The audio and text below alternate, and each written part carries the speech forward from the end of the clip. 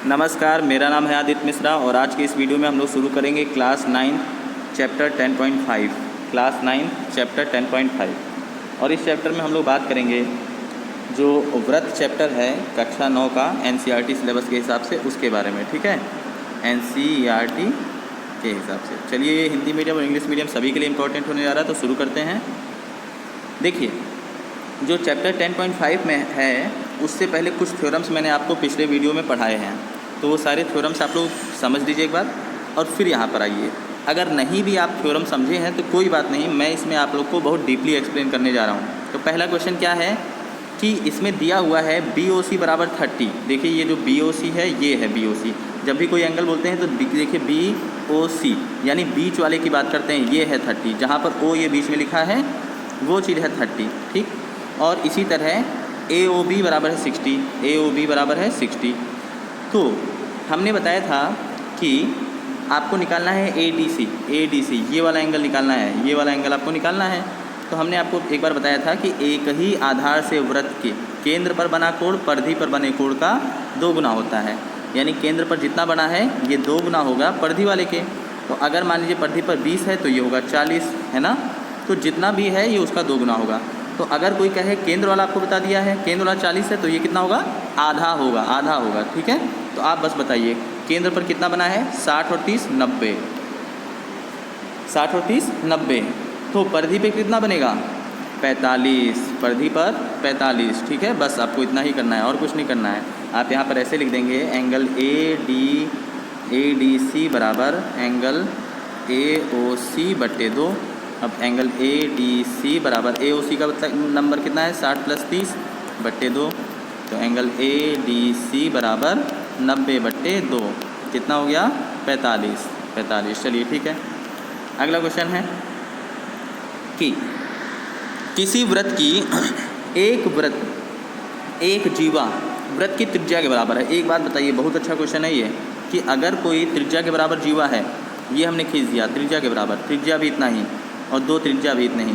ठीक, यानी कि ये क्या हो गया, समबाहु त्रिभुज। ये क्या हो गया, समबाहु त्रिभुज। और समबाहु त्रिभुज में कितना होता है, ये भी 60, ये भी 60 और ये भी 60। समबाहु त्रिभुज में तीनों 60। क्यों 60? क्योंकि देखिए हमको कह रहा है कि ये जो AB जीवा है, ये जो AB जीवा है ना, कह रहा है ये AB जीवा वृत्त की त्रिज्या के बराबर है और वृत्त की ये दोनों तो त्रिज्या है ही हैं, तो तीनों 60 हो गए, है ना। तो कह रहा है कि इस जीवा द्वारा लघु चाप और किसी बिंदु पर आंतरिक कोण ज्ञात कीजिए तथा दीर्घ चाप के किसी बिंदु पर आंतरिक कोण ज्ञात करिए। हम इसको एक बार चित्र बनाकर दिखाते हैं। इस तरह से कोई जीवा है, ये त्रिज्या के बराबर है। तो पहले तो हम जान गए कि ये त्रिज्या जो है जीवा के बराबर है, यानी तीनों के तीनों भुजा बराबर होंगी और तीनों भुजा बराबर होंगी तो तीनों 60 कोण भी होंगे, 60 कोण। अब कह रहा है दीर्घ, ये देखिए ये है दीर्घ वृत्तखंड, ये जो है पूरा दीर्घ वृत्तखंड है। ठीक, और लघु वृत्तखंड नीचे की ओर होगा, लघु वृत्तखंड ये नीचे की ओर है, लघु वृत्तखंड ये है लघु वृत्तखंड। तो एक बार आपको दीर्घ वृत्तखंड में बताना है, तो बताइए ये 60 है, तो यहाँ पर कोई भी अगर कोण बनाएंगे तो कितना होगा, इसका आधा होगा 30। ठीक, अब ये 30 है तो हम यहाँ पर अगर एक चतुर्भुज बना रहे हैं तो हम जानते हैं कि वृत्त के अंदर बने चतुर्भुज के सम्मुख कोणों का योग कितना होना चाहिए, 180। तो ये 30 है तो ये होना चाहिए 150। ठीक है, 150 होगा, ये वाला कितना होगा 150, यानी लघु वृत्तखंड के अंदर का कोण कितना होगा 150 और जो दीर्घ वृत्तखंड है उसके अंदर का कोण 30 डिग्री। ठीक है, समझ में आ गया होगा। चलिए देखिए, यहाँ पर ध्यान से आप लोग देखिएगा, एक बार और मैं बता देता हूँ। ये होगा 60 और ये होगा 30, क्योंकि ये आधा होता है। और देखिए DACB ये एक चतुर्भुज बना रहा है, ये जो है एक चतुर्भुज बना रहा है, चतुर्भुज बना रहा है। तो ये 30 है तो इसके सामने वाला कितना होना चाहिए, क्योंकि चक्रीय चतुर्भुज के सम्मुख कोणों का योग होना चाहिए 180। तो यहाँ पर हम 150 करेंगे, तभी तो देखिए जोड़कर देखिए दोनों को कितना आ रहा है, जोड़कर दोनों को देखिए 180 आ रहा है, हाँ आ रहा है, यानी 150 आंसर सही है। चलिए सॉल्यूशन यहाँ पर दिया हुआ है, देखना हो देख लीजिए, नहीं तो आगे बढ़ते हैं। क्वेश्चन नंबर 3 देखते हैं, very important question, question number 3। ठीक, वेरी इंपॉर्टेंट है क्वेश्चन नंबर 3। क्या कह रहा है कि एक PQR 100 है। देखिए PQR ये है 100, PQR क्या है 100। और कह रहा है कि O वृत्त का केंद्र है, तो O OPR ज्ञात कीजिए। OPR बहुत अच्छा क्वेश्चन है। सबसे पहले हम यहाँ पर अगर एक लाइन बना लेंगे, यहाँ पर एक लाइन बना लेंगे तो ये कितना कोण होगा बताइए। ये होगा हमारे हिसाब से 80, ये हमारे हिसाब से होगा 80। कितना होगा? 80 होगा। क्यों? क्योंकि देखिए QP यहाँ पर मान ले देते हैं S, QPRS एक चक्रीय चतुर्भुज है ना, चक्रीय चतुर्भुज है, चक्रीय चतुर्भुज है, ठीक। अब चक्रीय चतुर्भुज के सम्मुख कोणों का योग कितना होता है? 180। तो हम जानते हैं एंगल S बराबर क्या होगा? 180 में से एंगल Q को घटा देंगे, Q यानी 100 को घटा देंगे। देखिए हम करके दिखा देते हैं आप लोगों को एक जगह, क्योंकि आप लोग नहीं समझ पाएंगे हमें लगता है। तो देखिए angle Q plus angle S क्या होता है? 80 होता है, 180 होता है ना। हमने बताया ना चक्रीय चतुर्भुज के सम्मुख कोणों का योग कितना होना चाहिए? 180। एंगल Q की वैल्यू क्या है? 100। तो एंगल S की वैल्यू क्या हो जाएगी? 180 माइनस 100। तो एंगल S की वैल्यू आ गई 80, एंगल S की वैल्यू आ गई 80। अब बताइए ये जो एंगल O है, ये जो एंगल O है जहाँ हमने निशान बनाया है, ये एंगल O क्या होगा? देखिए एंगल O बराबर होगा 80/2, नहीं, एंगल O बराबर होगा 2 × 80। मैं भी भूल गया। देखिए और ऐसे समझिए इसका मुंह ज़्यादा खुला है ना, इसका पतला मुंह है, तो केंद्र पर बना कोण 2 गुना होता है परिधि वाले कोण का। तो केंद्र पर बना कोण ये जो एंगल O है ये 2 गुना होगा परिधि वाले कोण यानी 80 का। तो बराबर आ गया 160। ये कितना आ गया? 160। इसको नोट कर लीजिए, अब हम मिटाने जा रहे हैं, या तो स्क्रीनशॉट ले लीजिए। तो 160 हो गया। अब देखिए हम आ जाते हैं त्रिभुज इस तरह से ये बना हुआ है ना, ये निकाल दिया है हमने 160 और ये दोनों बराबर हैं, है ना। ये देखिए P और ये R, ये दोनों अगर बराबर हैं तो ये कोण भी तो आपस में बराबर होंगे। क्यों बराबर होंगे? क्योंकि समबाहु त्रिभुज है, समद्विबाहु त्रिभुज। तो इसको मान लेते हैं x, तो ये भी हो गया x। अब हम जानते हैं तीनों कोणों का योग यानी x प्लस 160 प्लस x बराबर 180। x कितना हो गया? 2x प्लस 160 बराबर 180। तो 2x बराबर 180 माइनस 160 बराबर 180 में से 160 गया 20, तो 2x बराबर 20। तो x बराबर 20/2, तो x बराबर 10, यानी इसका मान कितना आ गया? 10। इसका मान आ गया 10।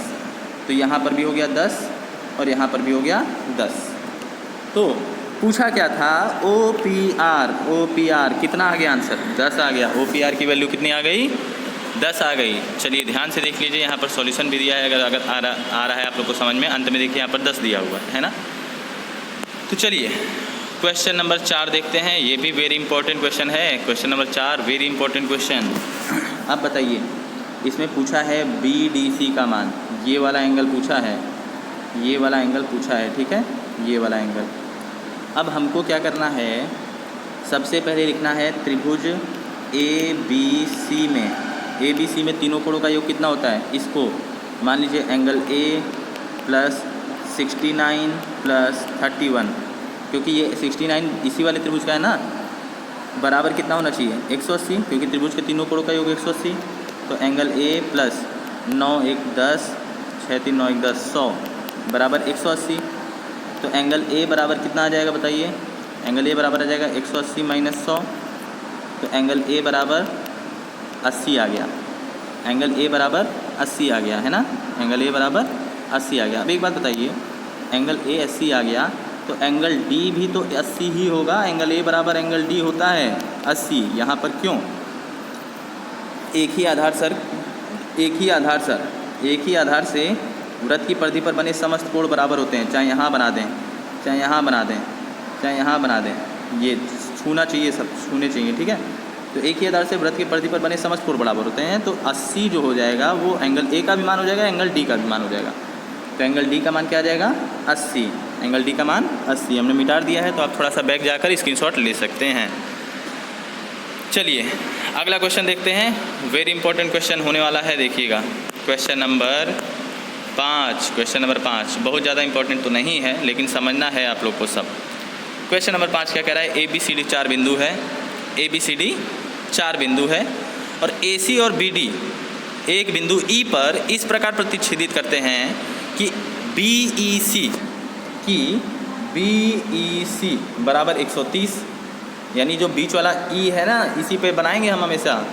BEC बराबर 130 और ECD बराबर 20।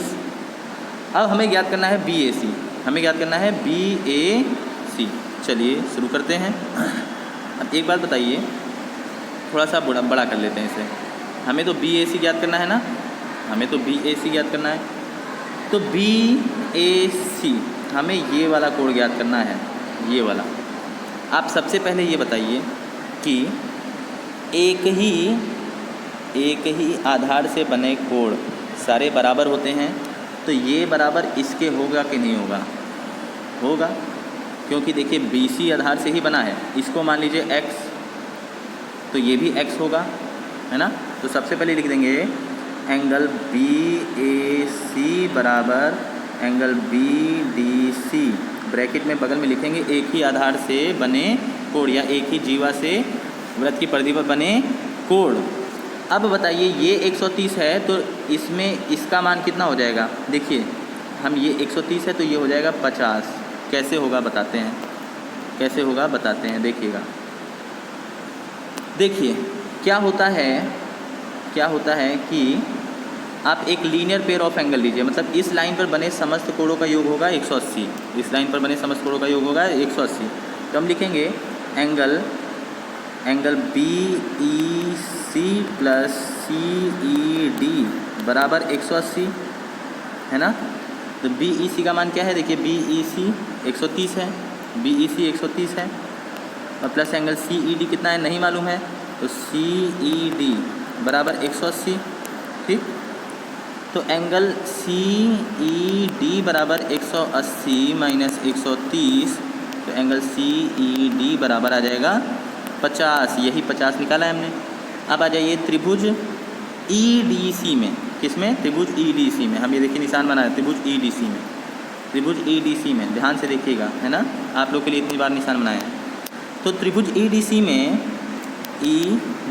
में लिखेंगे 50 प्लस x प्लस 20 बराबर 180।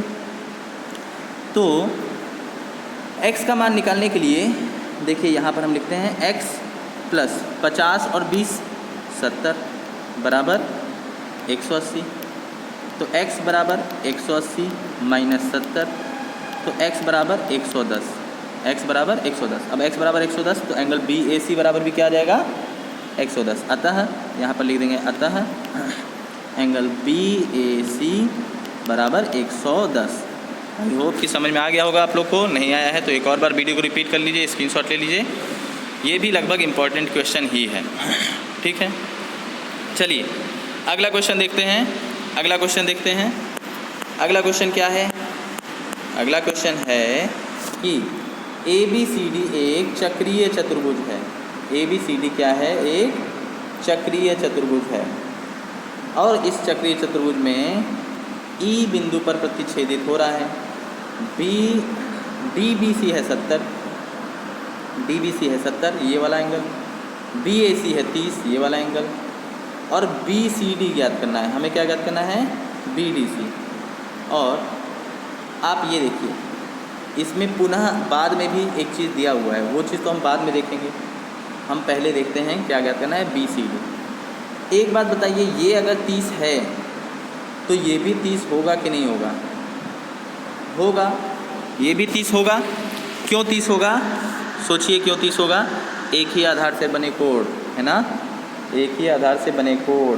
समझ में आ रहा है कि नहीं आ रहा है? तो आप ये बात समझिए, ये अगर 30 है तो ये, इसी तरह ये 70 है जैसे, तो ये भी 70 होगा, ये भी 70 होगा। अब बताइए कि हम लिख देंगे एंगल DAC बराबर DBC, तो DAC बराबर भी आ गया 70, DAC भी बराबर आ जाएगा 70। एंगल DAC बराबर 70 आ जाएगा। बगल में आपको लिखना होगा ब्रैकेट में, करली ब्रैकेट में, कि आधार DC से वृत्त की परिधि पर बने कोण या एक ही जीवा से एक ही वृत्तखंड में बने कोण, आप साफ साफ आप ये लिख दीजिएगा, एक ही वृत्तखंड में बने कोण बराबर होते हैं। तो ये 70 आ गया। अब बताइए कि हम जानते हैं कि चतुर्भुज ए बी सी डी चक्रीय चतुर्भुज ए बी सी डी, किससे? चक्रीय चतुर्भुज ए बी सी डी, यहाँ पर लिख देंगे चक्रीय। तो चक्रीय चतुर्भुज ए बी सी डी में angle A plus angle C बराबर कितना होगा? 180 होगा। चक्रीय चतुर्भुज के सम्मुख कोणों का योग 180 होता है। तो एंगल ए का मान कितना है? एंगल ए का मान ये 70 और 30 कितना है? 100 है। तो एंगल सी का मान क्या आ जाएगा? 180। तो एंगल सी का मान आ जाएगा 180 माइनस 100, यहाँ से 100 उधर जाएगा, तो एंगल सी का मान आ गया 80। एंगल सी का मान आ गया 80। यही एंगल सी तो पहले पूछा था, इसी को तो एंगल सी को बी सी डी लिखा गया है, बी सी डी। तो अतः बी सी डी बराबर 80, बी सी डी बराबर 80 आ गया। ठीक, राइटिंग मेरी थोड़ी गंदी बन रही है क्योंकि मैं पेन से नहीं लिख रहा हूँ, उंगली से लिख रहा हूँ। तो एंगल बी सी डी का मान आ गया कितना? आ गया 80। यहाँ पर आप लोगों को दिख रहा होगा 80 आ गया। चलिए अब अगला इसमें देखते हैं कि अगर ए बी बराबर बी सी, अगर ए बी ये वाला बराबर बी सी, तो यानी कि ये भी 30 हो जाएगा कि नहीं होगा? यानी कि ये भी 30 हो जाएगा। आप ध्यान से देखिए, है ना। तो हमको ये भी 30 हो जाएगा, है ना। यहाँ पर लिख देते हैं 30। अब ये भी 30 हो गया, तो कह रहा है 2ECD ज्ञात करिए। ECD, यहाँ पर 2 की जगह एंगल होना चाहिए मेरे ख्याल से, ECD। तो हमें ECD ज्ञात करना है। तो अभी हमने बोला था 80, है ना। अभी हमने बोला था 80 टोटल था एंगल सी। तो आप जानते हो कि 30 प्लस ECD बराबर 30 प्लस ECD बराबर 80, क्योंकि अभी भी हमने इसका पूरे का मान क्या निकाला था? 80 निकाला था ना। तो बताइए ECD का मान क्या हो जाएगा? 80 माइनस 30 यानी कि 50, ये हो जाएगा 50। ठीक, ये हो गया 50। और अगर ये 2ECD का निकालना है, हालांकि ये 2 नहीं, एंगल बनाना था इन लोग को, 2 का निकालना है, तो 100 हो जाएगा। चलिए ठीक है, यहाँ पर देखिएगा अंत में 50 है ना। यानी वो एंगल बनाना था उन लोग ने गलती से 2 बना दिया है। चलिए अब देखिए क्वेश्चन नंबर 7। बहुत ही बढ़िया क्वेश्चन है और थोड़ा इम्पोर्टेंट भी है। क्या कह रहा है कि एक चक्रीय चतुर्भुज के विकर्ण उसके शीर्ष से होकर जाने वाले वृत्त के व्यास हों। तो एक चक्रीय चतुर्भुज के विकर्ण क्या हों? व्यास हों। तो सिद्ध कीजिए कि यह एक आयत है। तो अगर ये व्यास है, आप जानते हैं ये पूरा का पूरा इस पूरे के पूरे को के बराबर होगा। व्यास है तो मतलब बराबर है, और समद्विभाजित भी करेगा, और अर्धवृत्त में भी बनेगा। तो हम लिखेंगे कि एंगल BAD बराबर 90 हो जाएगा। क्यों? क्योंकि अर्धवृत्त में बना है ना। ये देखिए अर्धवृत्त में बना है, ये जो व्यास है तो व्यास के आधे में बना अर्धवृत्त में होगा। और आपको हम लोगों ने बताया था कि अर्धवृत्त में बना कोण समकोण होता है। अगर नहीं भी मालूम है तो आप याद कर लीजिए कि अर्धवृत्त में बना कोण समकोण होता है, वो भी व्यास के सामने वाला। जैसे कि एक वृत्त है, हमने अर्धवृत्त में कहीं पर भी बना दिया तो हमेशा व्यास के सामने वाला कोण होगा 90।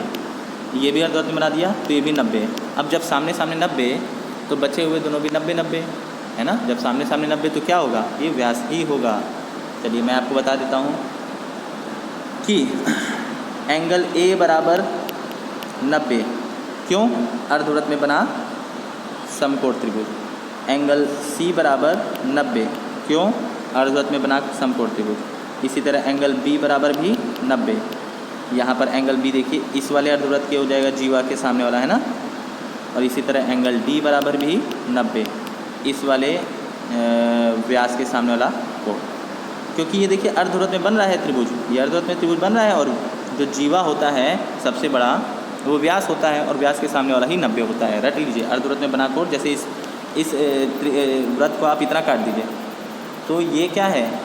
आधे वृत्त में बना हुआ त्रिभुज है ना, और अर्धवृत्त में बने हुए त्रिभुज के व्यास के सामने वाला कोण होता है 90। वैसे रट लीजिए। तो चारों 90 हो गए, और चारों 90 हो जाएंगे क्या हो जाएगा? आयत हो जाएगा।